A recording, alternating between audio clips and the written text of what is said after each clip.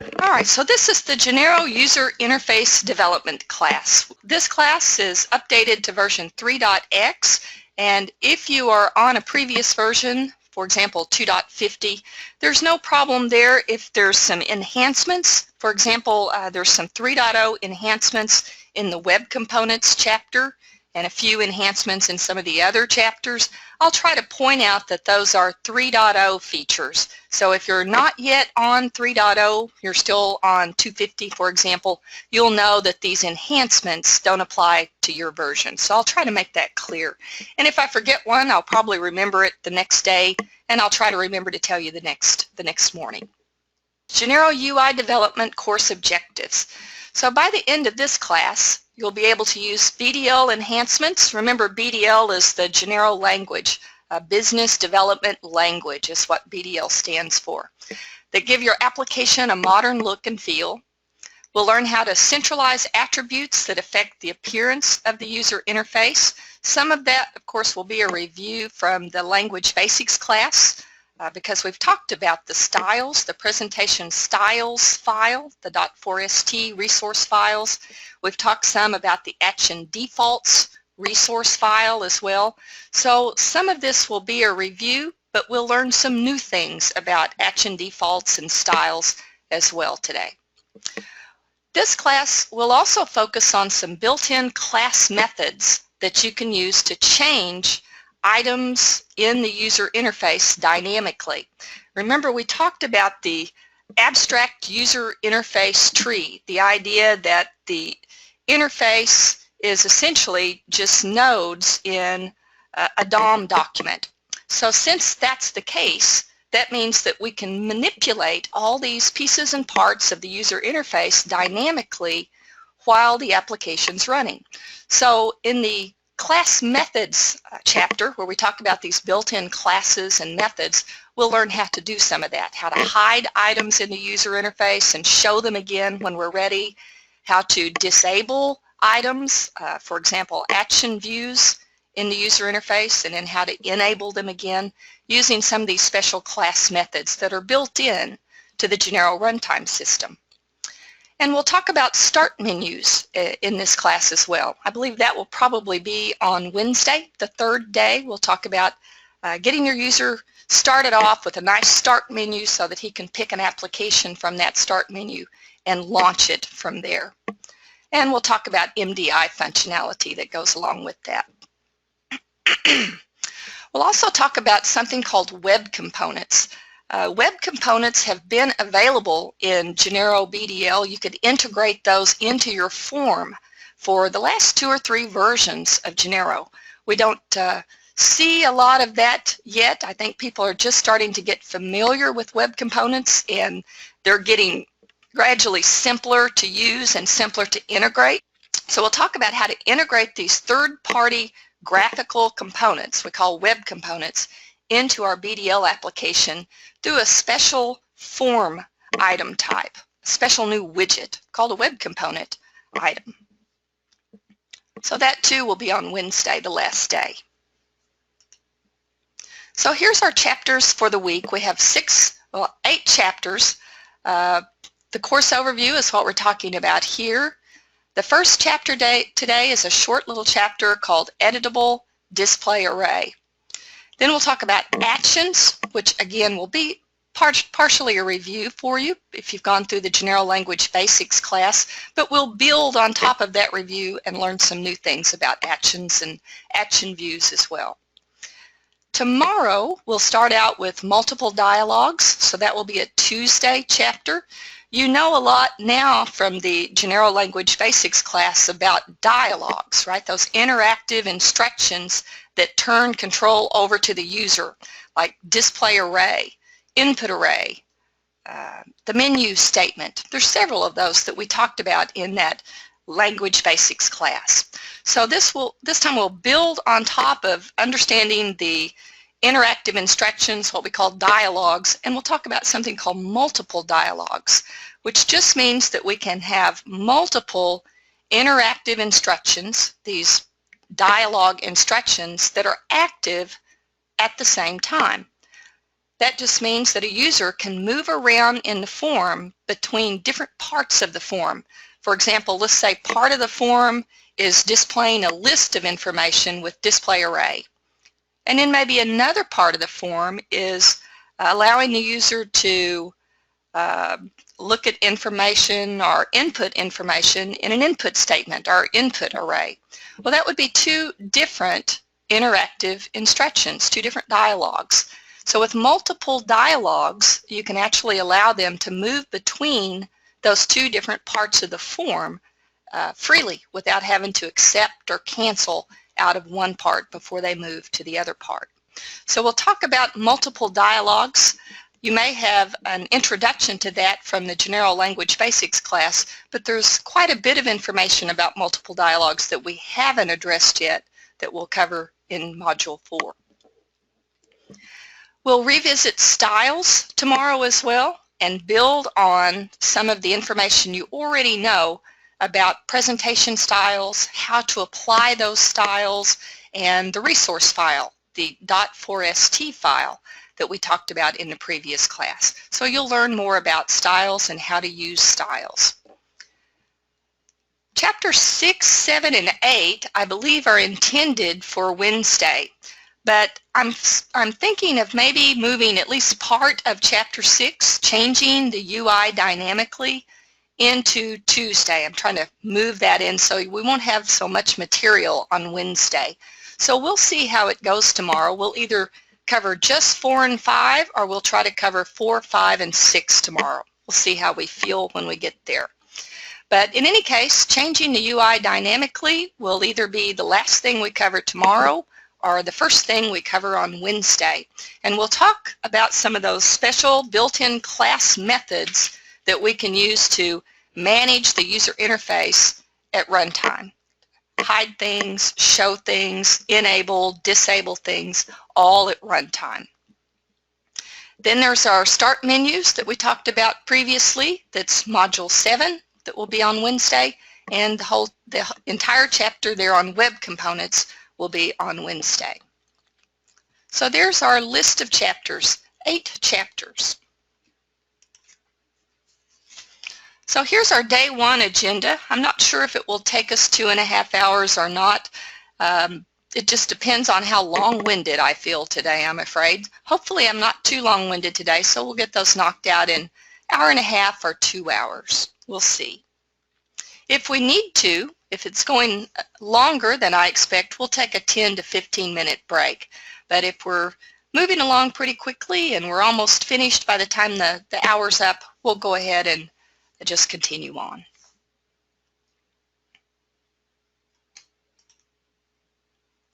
So if you remember from the previous class, the Genero Language Basics class, we talked about the abstract user interface tree.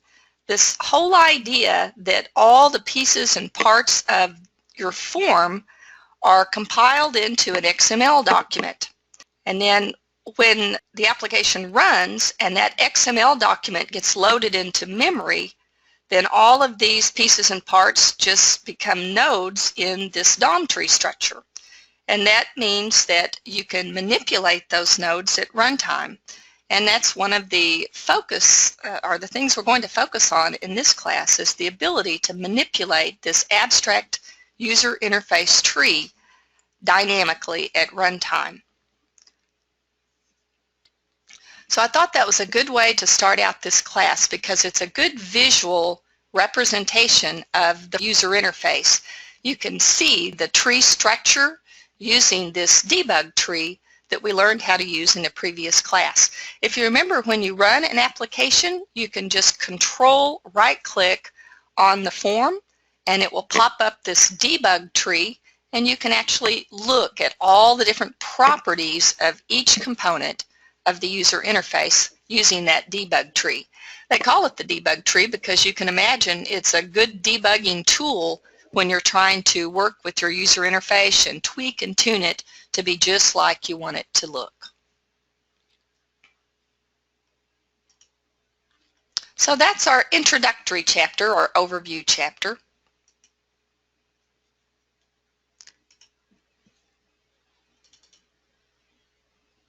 So our next chapter is on editable display array.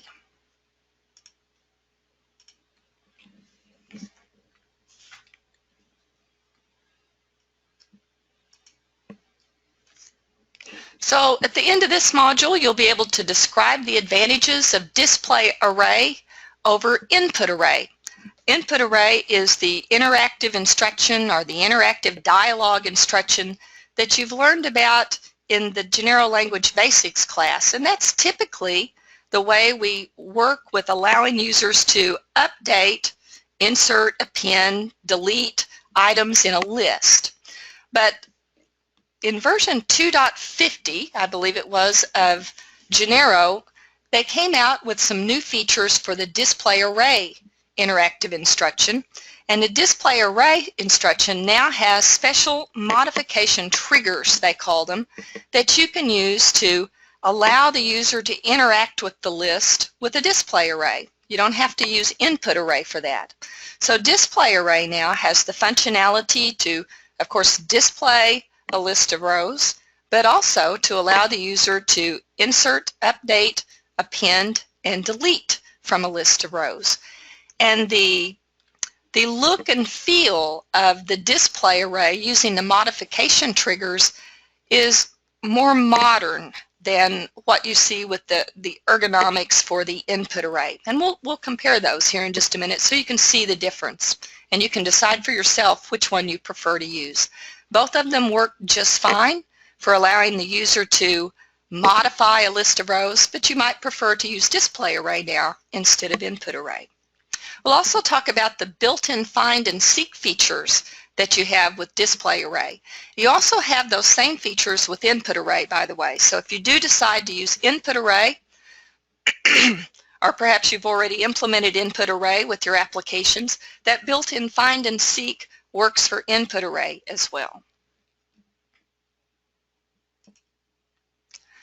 So here's a slide that shows you a comparison side by side of what an input array looks like versus a display array. So instead of looking at the screenshot, we'll just start out with our Genero Studio applications here. Start getting familiar with those for this class. So here I've got a display array application, very simple application. Here I've just got main, and I've defined an array, loaded the array, and then just displaying it here with the simple display array statement. And these are modification triggers that we're going to learn about in this module.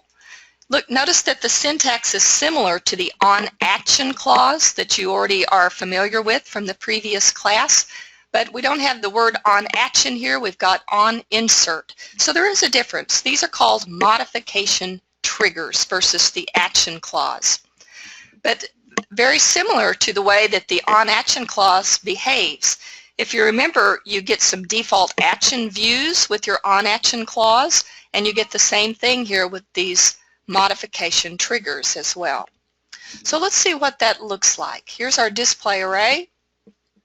Popped up the screen over here on my other monitor, but here's the display array. I'm going to move it over here.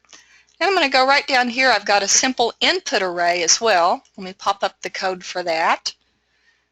Same basic application. I'm just defining an array here and loading that array, but I'm using the input array statement to go ahead and display the contents and allow the user with that input array to modify the list of rows. So let's see what the input array looks like.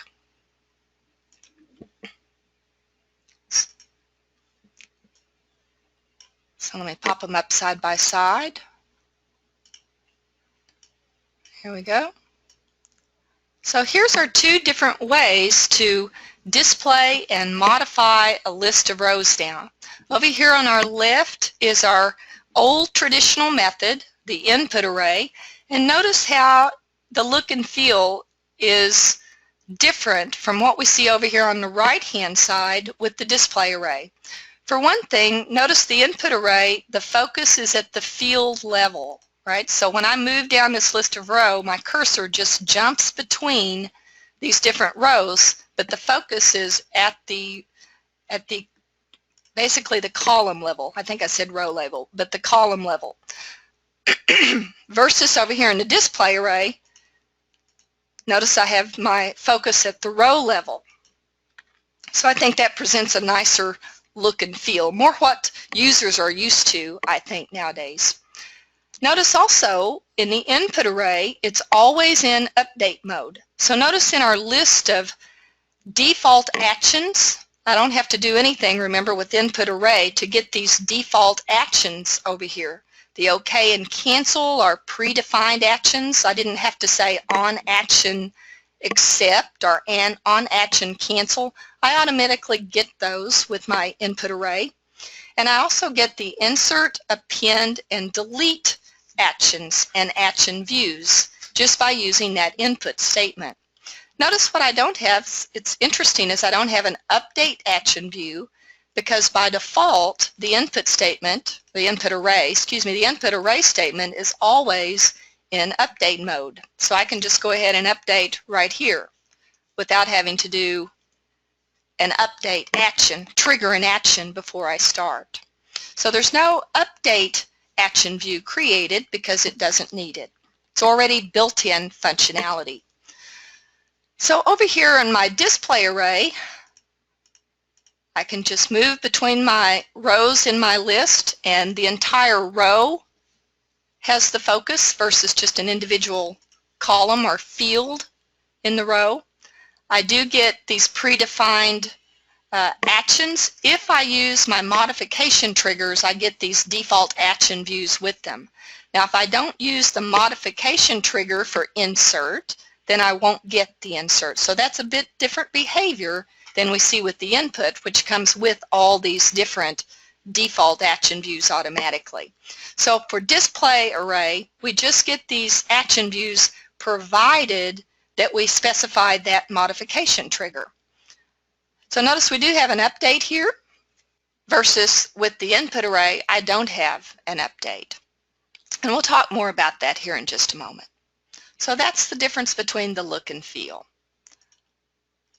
So there's insert. I can append, and of course append just goes down to the bottom of the existing list, adds another row after the last row. All right, so let's get rid of those temporarily and take a look at the next slide. So here is the display array that we can now use to enter and modify data. And here's the simple display array statement up here at the top. And then on update, on insert, on append, and on delete are all modification triggers that you use to implement the functionality you want the user to have. So if you want him to be able to insert rows in a list, then you need to use the OnInsert modification trigger to allow him to do that. If you want him to be able to delete rows in the list, you need to use the OnDelete modification trigger, and so on. So these are modification triggers. They're very similar to an OnAction clause. By the way, you can't use an OnAction clause with these modification triggers or you get an error. And I know that because I tried it, right? So these take the place of your OnAction clauses. Notice that you still need to have an input statement, just a simple input statement, not input array, but just a simple input statement to actually take care of adding, in the case of an update or an insert or an append, being able to allow the user to input into that selected row in the list. So you have your modification trigger, and then you need an input statement to actually take care of the modification, input, or append. So if you remember, these should be familiar to you, or they should at least look familiar if you were in the Language Basics class. That array underscore or ARR underscore CURR is the built-in function that we've talked about that specifies the current record in the program array.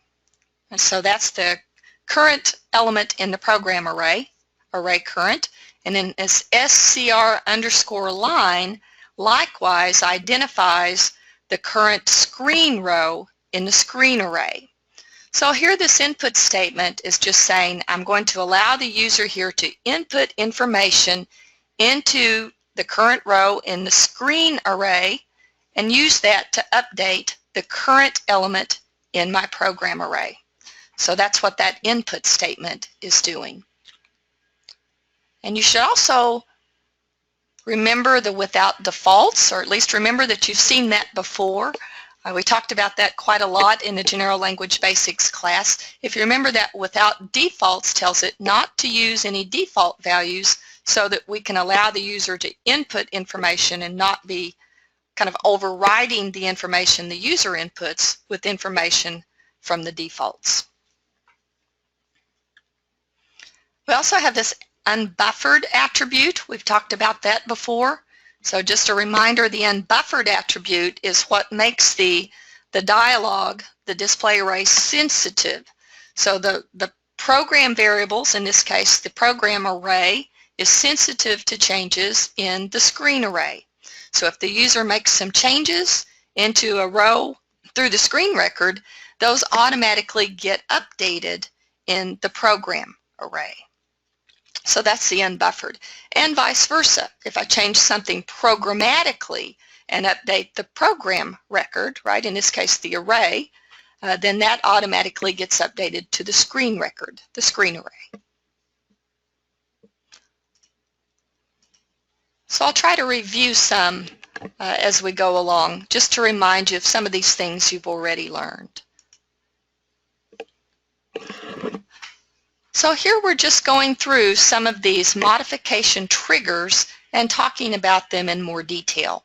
So the onUpdate block modification trigger enables row modification. The dialog, the display array itself, automatically creates the update action. So that's why we saw that default action view where we had the button in the action panel on the right that said update. That gets done by the runtime system because of the display array. So that's a built-in functionality of the dialog itself. When the user triggers the onUpdate by selecting that update action view, then display array executes your onUpdate block. And of course that's this part right here inside our display array. So triggering the action causes this block of code here with our input statement in this case to be executed. Remember int flag from the General Language Basics course, that kind of global record that we have out there, global variable, excuse me, that we have out there that gets set to true if the user presses delete or cancels some way. That sets this built-in global variable to true. So if it hasn't been set to true, if the user hasn't canceled in some fashion, if it's false and your status is 0, so if we have any statements in there like SQL statements that have been executed and are okay, right, everything worked all right, so that gives us a status of 0, then the modified values are kept. So the user has made some changes, it's ready to validate, and so it checks the int flag, checks the status, and if those are good, then it keeps the modified values. The dialog itself only handles the row modification actions. So that's the part about, let's say if it's an append, it handles the part of adding a new element to the array, if it's a dynamic array, and handling moving the values in the list around. So if I insert, it's responsible for inserting an element in the middle of the list and then adjusting the list. But it doesn't handle the actual record input. And that's what the input statement is for, that we have to use with our onUpdate.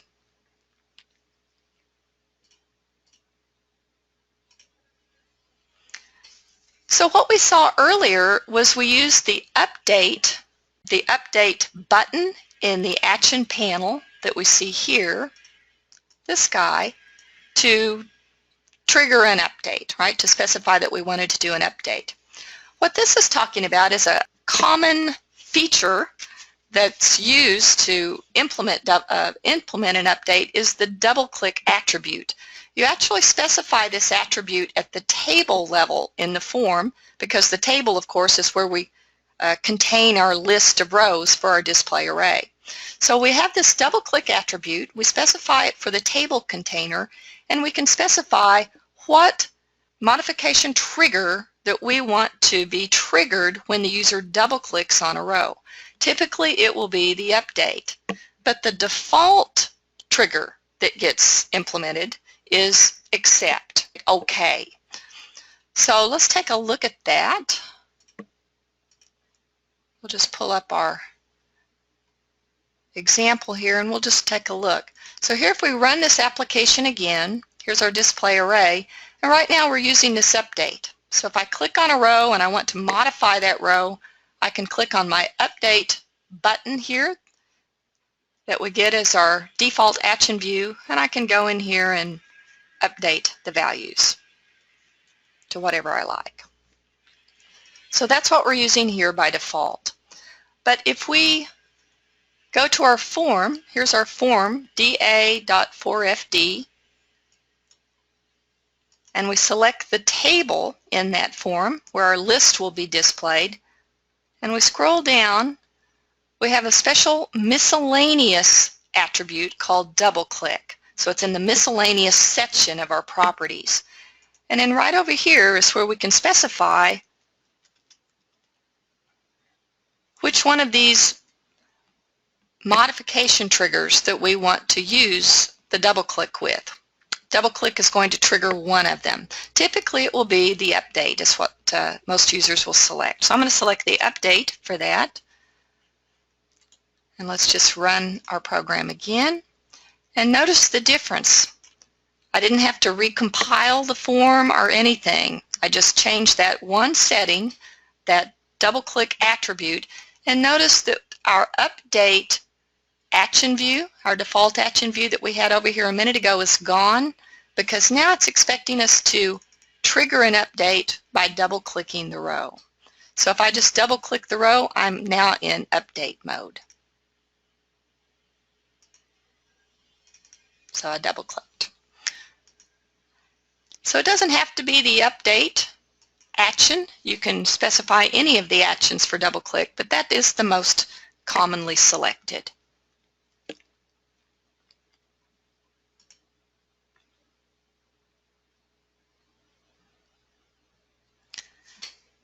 This is the OnInsert modification trigger that we're talking about here.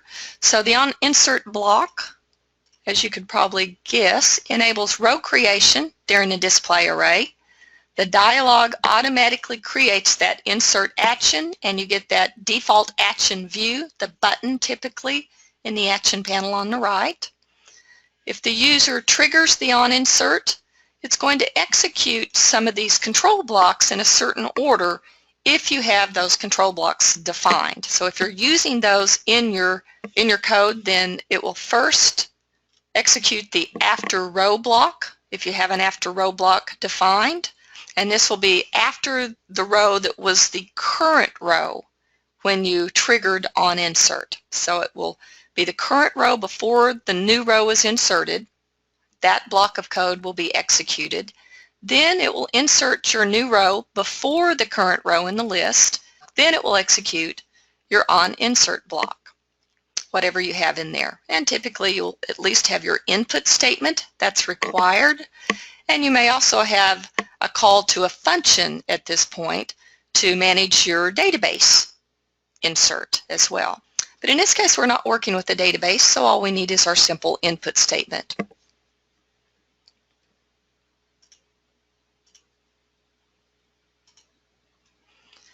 The onAppend block, a lot of this is going to be very similar, just a few changes.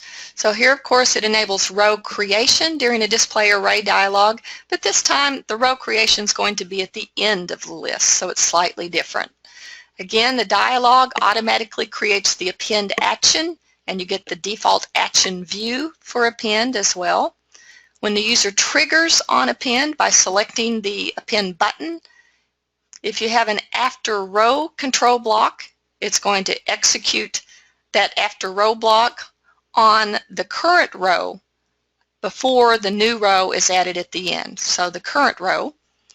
And then it's going to add the new row to the bottom of the existing list and then execute your onAppend block. So any code you have in your onAppend block down here, in this case the simple input statement again, gets executed.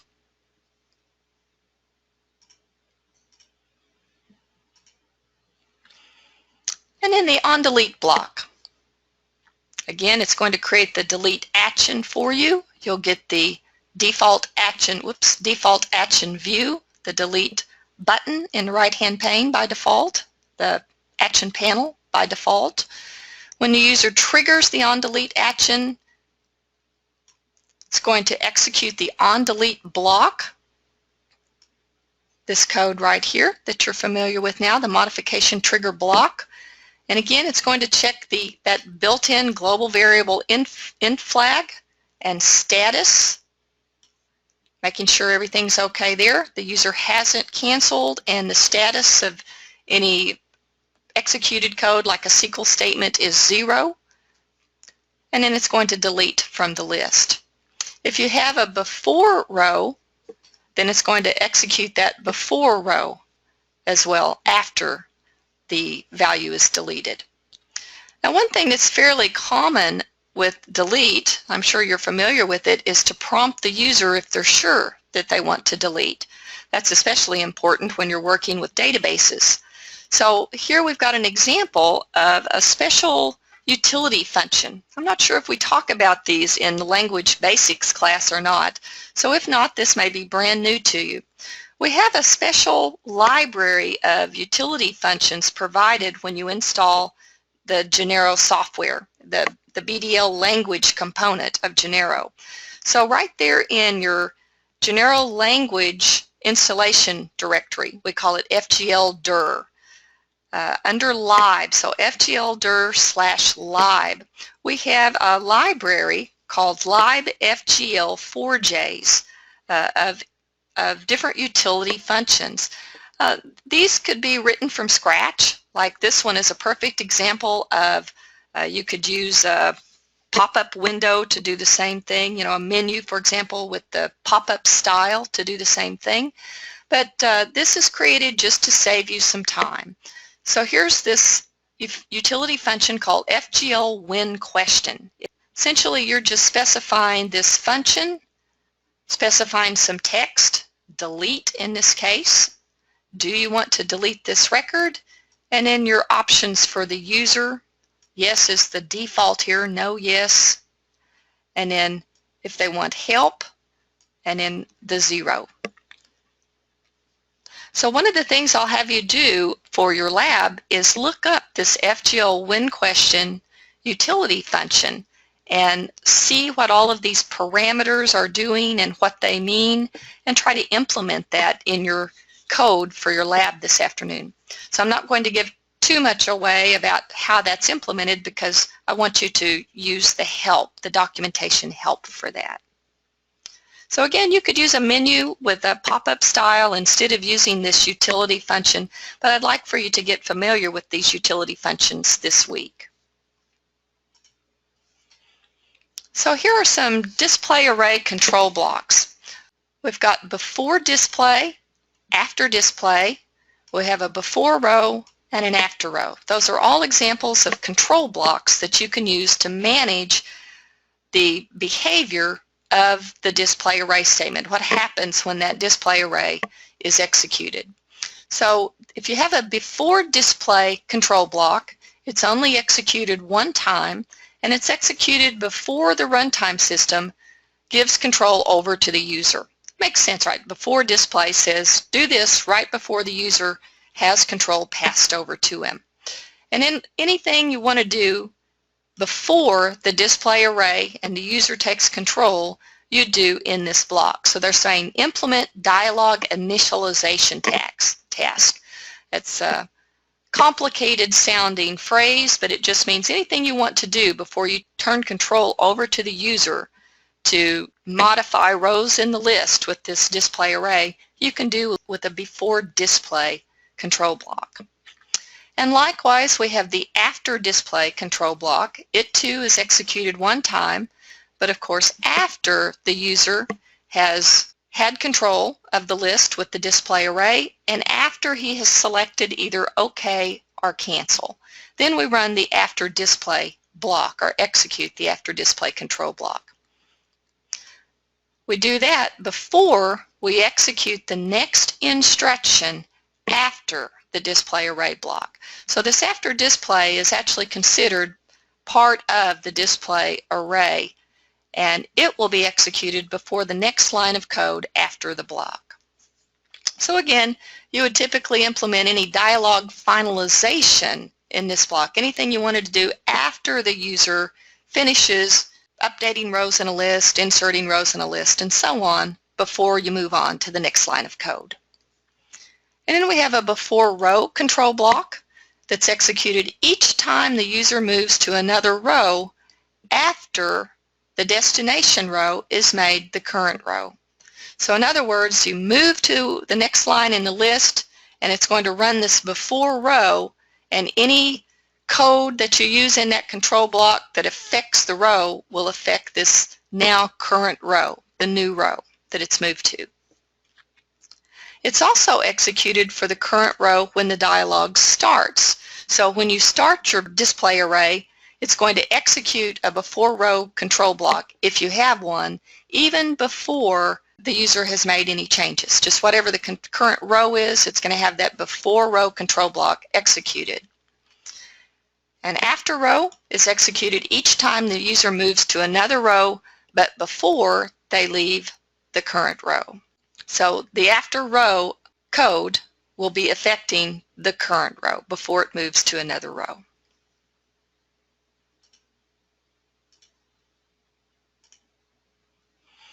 So control block execution order. So when you're entering the dialog, there we go. For entering the dialog, the execution order is if you have a before display control block, that will be executed first. Then if you have a before row control block, then that will be executed next. So if you remember, we looked at before display on the previous page, and that actually gets executed before it actually enters the display array and turns control over to the user. So display array, before display. Then once the control is turned over to the user, we have the before row that gets executed before he actually is allowed to change the row. It's going to run this before it actually gives him control of that row. Then moving to a different row, so if the user switches to the next row or clicks on the next row in the list, if you have an after row control block, it's going to execute that control block on the current row before it moves to the one he selected. And then if you have a before row control block defined, then it's going to run that control block, and it's going to be applied to the new row that he selected. Validating the dialog. So let's say the user selects OK after making some changes. If you have an after row dialog block configured, control block configured, then it'll execute the after row on the row that was the current row at the end of the dialog. And then if you have an after display defined, it will execute the code in the after display control block before it goes to the next line of code after the dialog, after the display array dialog. If the user cancels the dialog, it will execute any information or any code. Let me try that again. If the user cancels the dialog, it will execute any code in an after row control block. And of course that will be the current row when the user canceled, the row that was selected at that point. If the user selects or triggers an insert or an append action, it will first execute any code in an after row control block, then any code in an OnInsert or OnAppend control block if you have those defined, and then any code that you have defined in a before row control block. And then finally the delete action. If the user triggers the delete action, he has a row selected, he clicks on the delete button, it'll first execute any code in an after row control block, and of course that will be the row that he has selected to delete. Then the onDelete control block, if you have that defined, will be executed. And typically onDelete might be used to do things like, let's say you're working with a database application. OnDelete might be used to verify that there's not any child rows, for example, for a parent row that the user might have selected to delete. So that's a fairly common control block for folks to implement, especially with database applications, to make sure that we don't accidentally delete a parent row that still has children, for example, or delete possibly tables that have parent-child relationships, and basically the same thing. Cascade delete takes care of a lot of that, if you're familiar with that. Some database servers support a feature called cascade delete. And ideally, the idea there is if we're sure that it's okay for the user to delete child rows without prompting him if he's sure, then it will actually, or to delete a parent row that might have child rows, you can actually configure that cascade delete to go in there and delete all the child rows as well. So that's basically a feature at the database level. If we're implementing all of that in the code, then we could use the onDelete control block for that. For example, to check to make sure that a parent row doesn't have any child rows before we allow the user to delete it.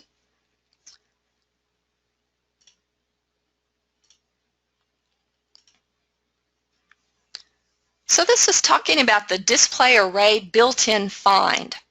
So essentially it lets users find rows in a big list. You might have hundreds of rows in a list, and if he's looking for specific rows, he might, instead of scrolling through the entire list, he might prefer to use this Builtin Find feature.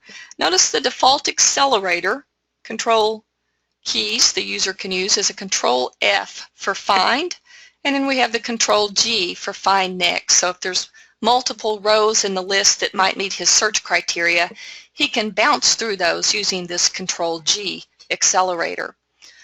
Any columns, though, that have special widgets, checkboxes,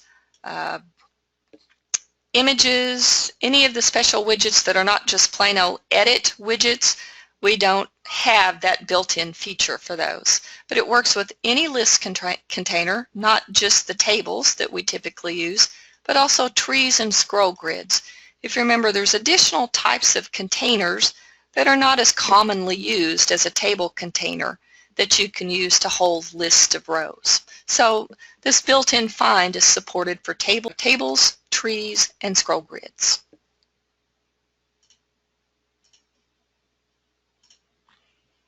Then we also have the Builtin Seek. So the Builtin Seek just means that, let's say I'm looking for Pedro Garcia in this list we see on the screen. If I'm searching for Pedro Garcia, but my list is large and I don't see that just glancing at it, I can just start typing keys very quickly, for example, GA very quickly, and it will automatically seek to the first row that has those keys in that order that I specify. So you just start typing quickly and it will look for matching rows and highlight them. And again, that too works with any list container. So tables, trees, or scroll grids all support this Builtin Seek functionality. Let's take a look at those. First, let's see, a count array. Drag that over. So if I use Control F, remember, as our default accelerator key for this Builtin Find, brings up a pop-up window. It popped up over in my other window because I have two monitors here. But there's my find, and I can type in PE for Pedro Garcia. I was looking to see if I have something I could use the find next on, maybe just a J. All right, so I'm going to try again here with a J. Notice I have options here for ignoring case. I'm just using lowercase j instead of a capital J, but it should still find it because of this ignore case option that's already selected here. So if I select OK, then it finds the first row that has that J. And if I use my Control G, which I just clicked on Control G, it went down to the next row with a J. So that's the built-in find functionality. The default accelerator keys, remember, are Control F and Control G.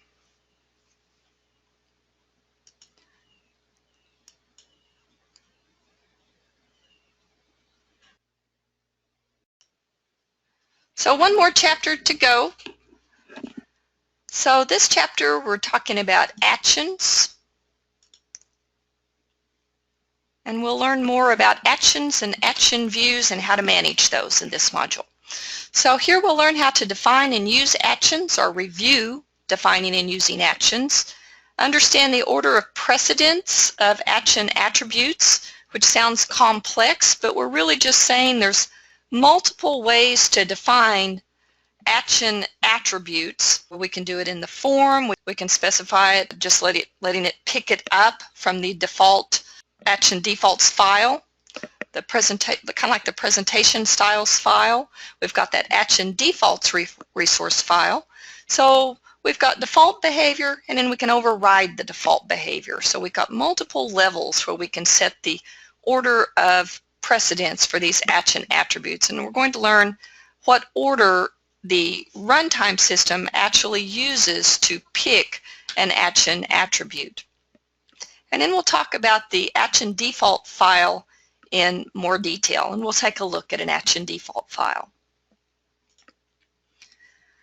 So if you were in the General Language Basics class, you've seen this exact same slide before, so I won't spend much time on it, but it's just a reminder of actions. So remember that we have interactive elements in the user interface that can be buttons, it can be top menu items, or top menu commands, it can be toolbar items.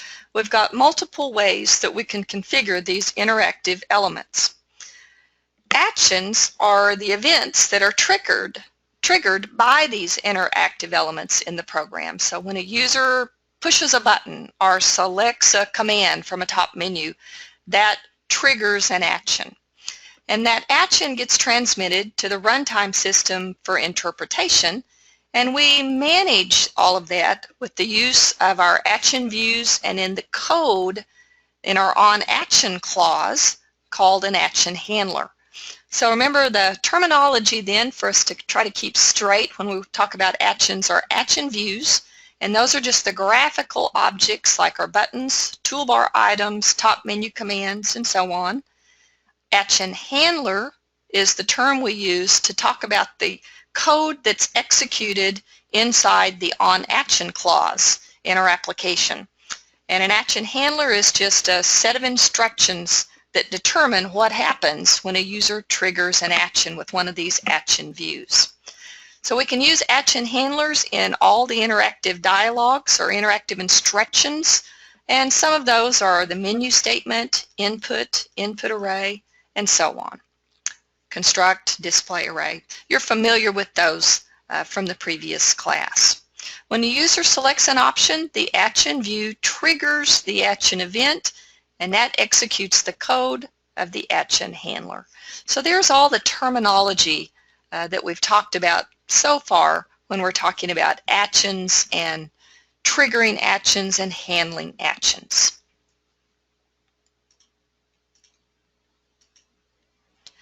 We know that the runtime system, the front end, creates a default action view.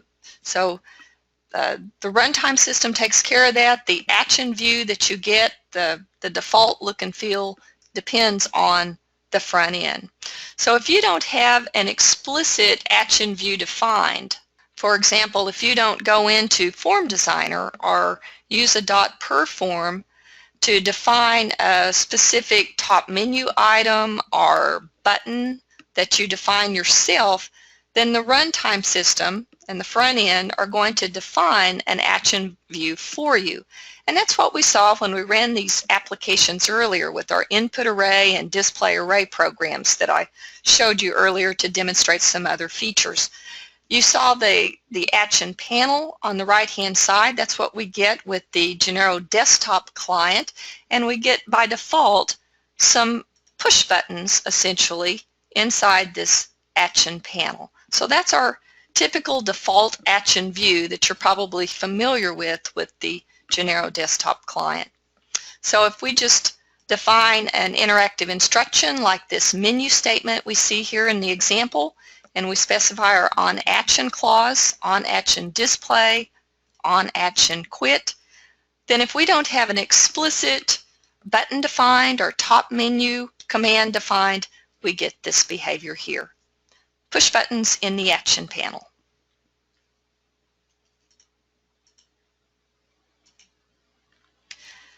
You can control the action view visibility. There's a couple of ways to do this. Actually, I can think of 3 ways to do it off the top of my head. So we'll talk about 2 ways here in this chapter, and then we'll talk about another way using one of these special built-in class methods. We'll talk about that probably tomorrow. So there's several different ways that you can manage whether or not an action view is visible or even enabled when we start talking about some of these built-in classes. So right here is one of these methods.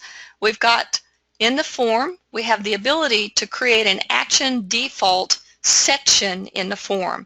We can do that with the per file. Remember, there's an action default section that you can specify in the old text-based form files.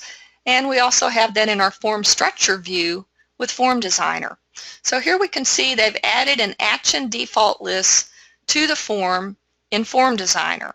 And they've added one action here, quit, to the action default list. And now we can manage that action view here in the properties for that action view.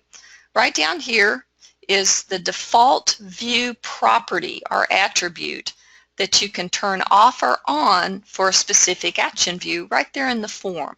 So that's one way to do it, by adding an action default section to the form. And with Form Designer, it's just a simple right-click option. Let me show you that quickly here so you can see how to do that. So over here, this one may already have one. I don't know. We'll just have to look and see. So we'll take a look at this one. DA.4FD, that's our Form Designer form we're using. We need to be at the form level here, so I clicked on the form level in the form structure view to see if I could see an action defaults section in that form. And notice this one doesn't have one, but I can add one, add action default list, click on that option, and now I've got an action default list. It's empty, but I have the basic structure. Here I can click on that and add an action default. And now I have another node in my tree for action defaults. So over here I can just specify the name of the action default as we saw in the slide a few minutes ago.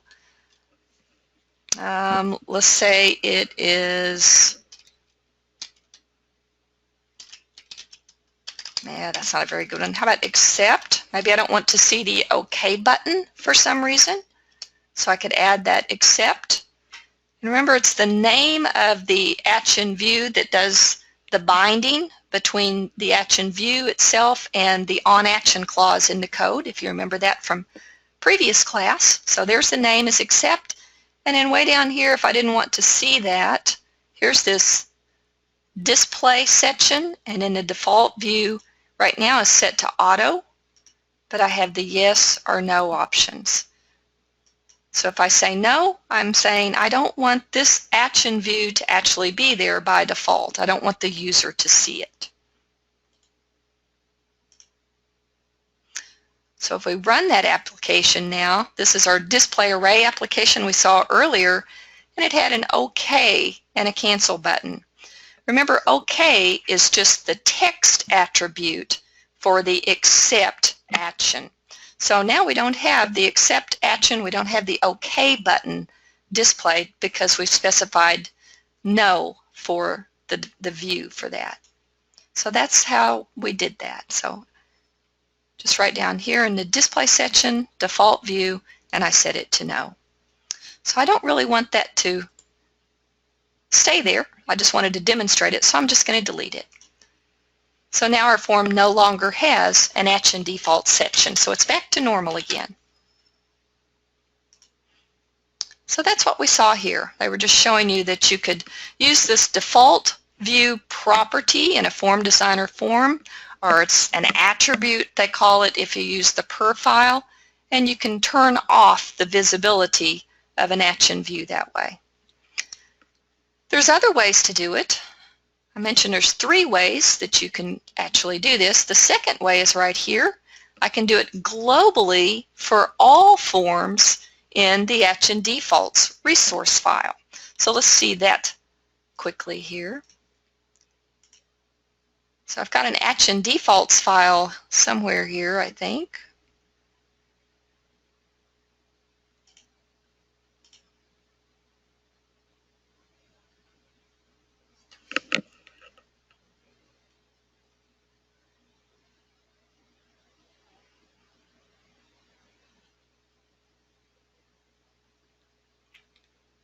I'm probably looking right at it and don't see it, but anyway, let's go find one. We'll just create one. So if you remember to create your own action defaults file, which I'll pop in here and we'll do that so we can see an example, you just say File, New, Genero in the left-hand pane, and then here's all of our different types of resource files. So we're talking about the action defaults file right now, so I'm just going to pretend to create a new one here.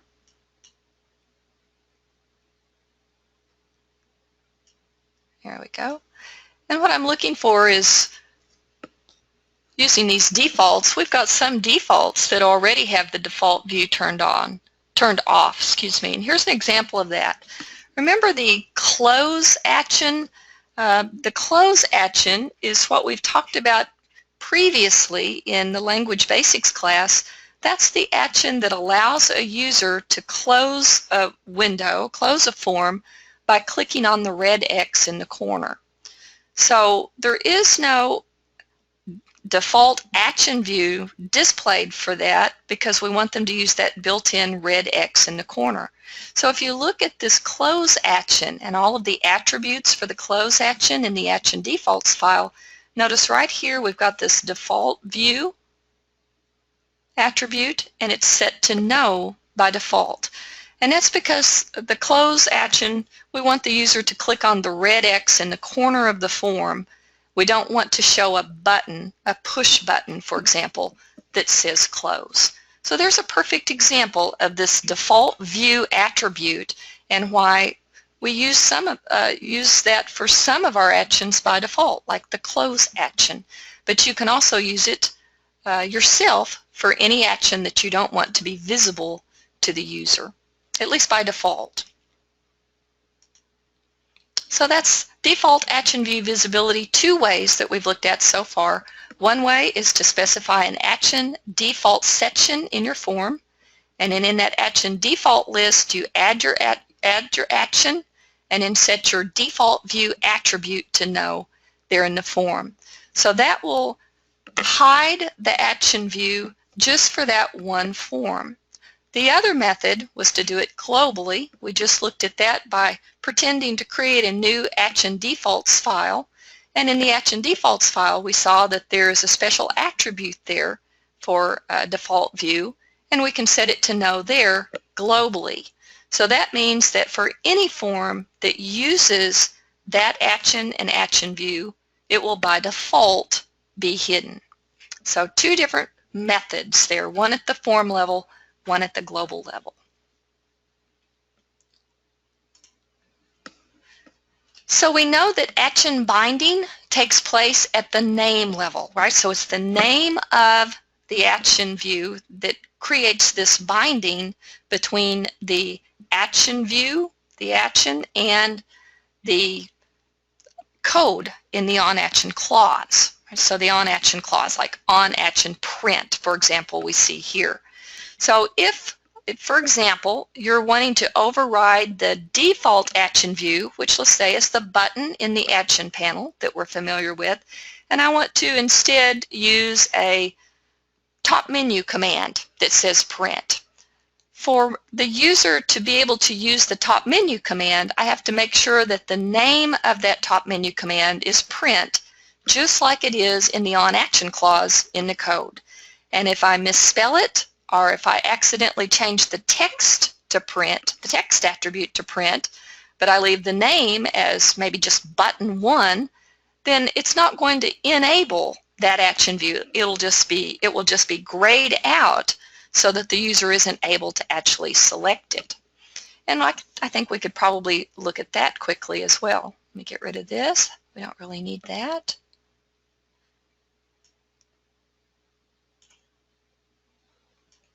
So let's see where a likely one would be. Let's see what we've got here. Let me just take a peek at this guy. Maybe insert. We'll use insert for an example. So here's my form for that. It's nice to go through this so you get more familiar with it. So let's say I decide over here I'm going to add a top menu to my form. I'm going to go over here and just say,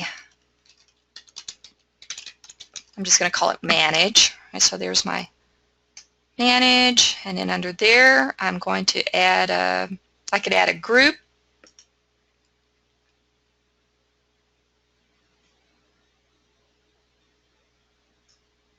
I really don't need, let me get rid of that.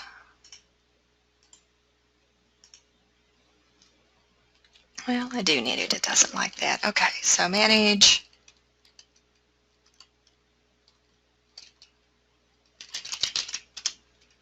All right. That's supposed to be do thing. It was kind of a strange way to do that, wasn't it? Whoops. Trying to hurry, and anytime I try to hurry, ugh. There we go. It's there. Okay, top menu command.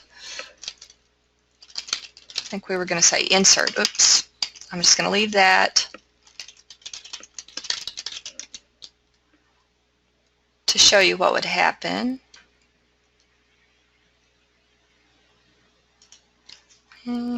And put it here. All right, so I get confused and I don't realize it's the name that does the binding. I just changed the text down here. Let's see what happens.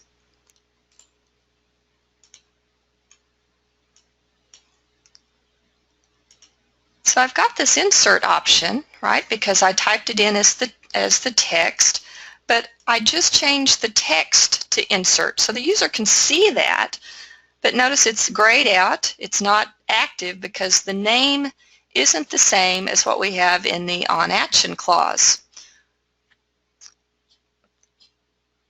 So over here we still have the default action view that still works because we didn't actually override it with our top menu command because we didn't use the correct name. Hopefully that makes sense. Everybody see that? So it's grayed out. That's how you can tell you've made a mistake, is if you've gone in and created some top menu commands, or you've gone in and created a toolbar item, something like that, but it just stays grayed out and you still get your default action views that you thought you were overriding over here. And that's because you've probably made a mistake with the name. It's a very common mistake for new users, is to not realize that it's the name attribute that matters. So I need that name to be whatever I have in my OnAction clause to create my binding. So let's try that. That's better. All right, so now I've changed my name. I no longer see this insert button anymore, and that's because I have my name correct and it's enabled here. So it works there. Just a quick demo. I think it helps to see it as well as see it in a slide. So that's what we're talking about here, the action binding and how it's the name attribute that's the most important for the code. What the user actually sees is actually the text attribute. There's some predefined actions. Genero predefines some action names, and we've actually talked about some of those already. OK and cancel are probably the two most well-known predefined actions, and you get those automatically with your interactive instructions like display array, input array, and so on. And that allows the user to validate, accept, so that it validates his interaction or validates the instruction, and he's also able to cancel out of the instruction if he likes. So we have all of these already configured in the Action Defaults default global Action Defaults file. So that default.4ad Action Defaults file that we have in our Genero language installation directory, FGLDIR we call it, wherever you install the BDL software, /lib. And there's already a default.4ad global Action Defaults file out there, and it has already predefined some names and some text, some accelerators. We saw some of those earlier when we looked at an Action Defaults file. So a lot of those are already predefined, and you can use the kind of preset attributes, or you can override those by creating your own Action Defaults file, and that will override the global file. We talked about different ways to do that.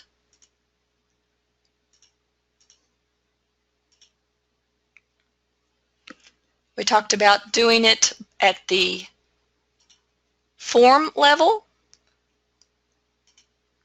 We talked about doing it at the Action Default Resource File level, and so on.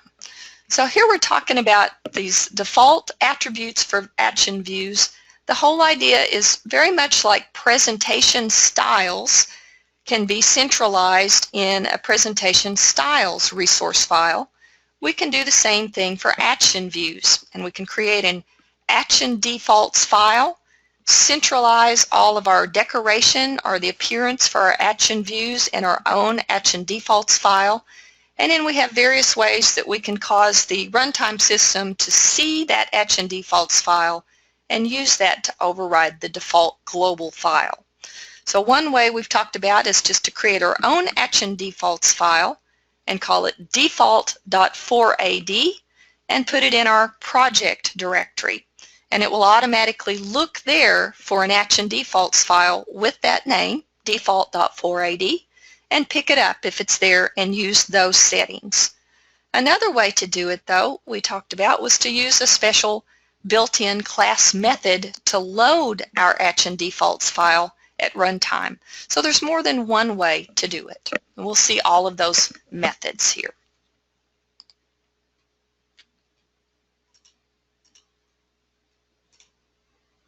So here's defining Action Defaults in the form. So if we define attributes at the form level, remember that the settings at the form level have a higher priority than the settings that it gets from the Action Defaults file. So if we go into the form like we see here, and we define a print button in the form, for example in our Action Defaults section, or just drawing a print button into the form, we can specify the name here, the text, the style for the button, all kinds of attributes here at the form level. And if we define these attributes here in the form, and we're defining them at the button level, as you see here, the actual action view level, it has the highest priority. So in the form, as attributes for the action, has the highest property, the highest priority.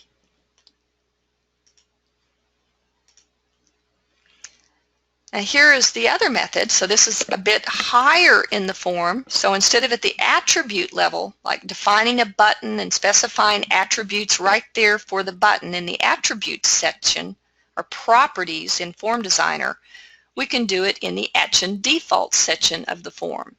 So if we do it at the Action Defaults section of the form, it has a higher priority than our Action Defaults file, but not as high of a priority as the attributes level or properties level. So this has the second highest priority. I create an Action Defaults section in my form.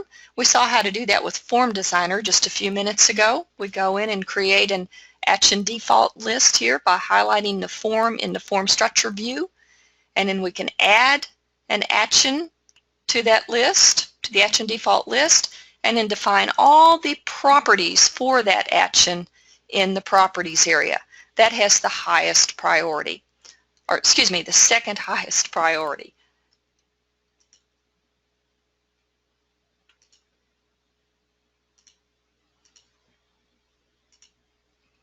So here's our action defaults file. We saw that just a few minutes ago. So again, this has the second lowest priority. If we create our own action defaults file and put it in our working directory, our program or project directory, then it will look for our own default.4ad file by default. We can also load our own action defaults with this special class method, and now we finally see that down here at the bottom. UI.interface.load_action_defaults, and then you just specify the name of your action defaults file. Notice you don't need the .4ad extension, you just use the simple name. And it will load that action defaults file for you. So if you use that method, it will find your action default file and load it instead of using the default, the global default action defaults file.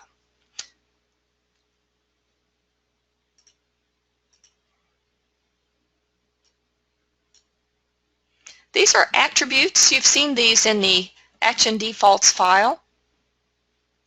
We've got the name attribute, which we know creates the binding between the code, the on-action clause in the code, for example, and the action view in the user interface. So that name is a very important attribute.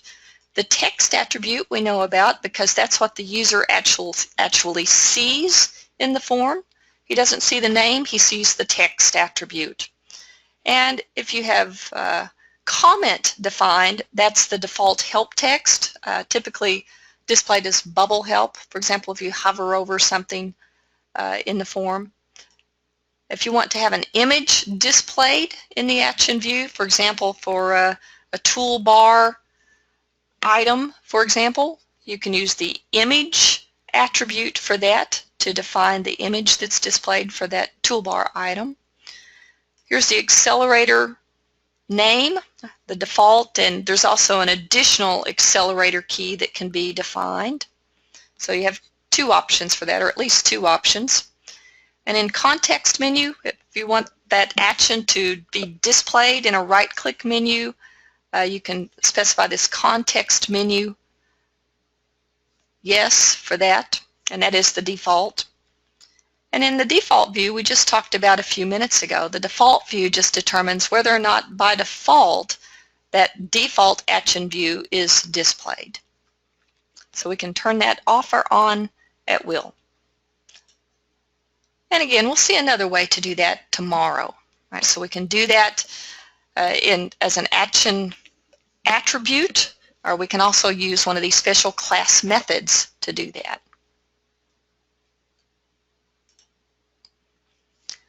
The precedence of action view attributes. So we've got from high to low. It's easier for me just to talk about them. So if I define a element in a form, like let's say I define a button, I just draw it in with Form Designer, and then in the properties for that button, once I draw it, I click on it, and I go into the properties for it. Any attribute I specify there, for example, the name or the text, image, accelerators, those are going to override anything else. So that has the highest priority right there in the form. If I draw in a top menu or I draw in a button and I set the properties there. The next highest priority is the action default section of the form.